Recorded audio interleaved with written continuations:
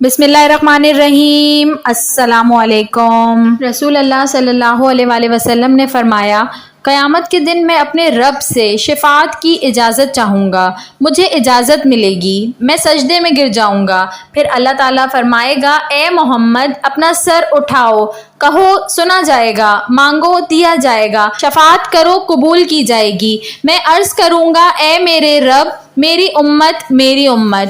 حکم ہوگا، جاؤ جس کے دل میں ایک جو کے برابر ایمان ہے اسے نکال لاؤ۔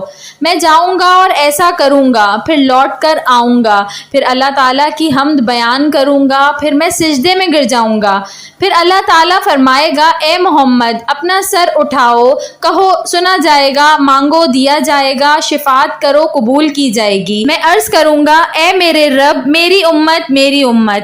حکم ہوگا، جاؤ جس کے دل میں ایک ذرہ یا رائی کے برابر ایمان ہے اسے نکال لو۔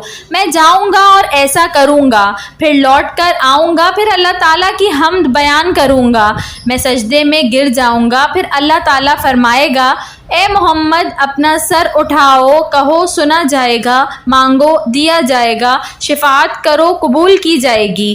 میں عرض کروں گا، اے میرے رب، میری امت میری امت۔ حکم ہوگا، جاؤ جس کے دل میں رائی کے دانے سے بھی کم ایمان ہے اسے نکال لو۔ میں جاؤں گا اور ایسا کروں گا، پھر لوٹ کر آؤں گا، اللہ تعالیٰ کی حمد بیان کروں گا اور کہوں گا، اے میرے رب، مجھے ان لوگوں کی اجازت دے جنہوں نے لا الہ الا اللہ کہا ہو۔ قسم ہے میری عزت و جلال کی اور عظمت و کبریائی کی کہ میں دوزخ سے اس کو نکال دوں گا جس نے لا الہ الا اللہ کہا ہو۔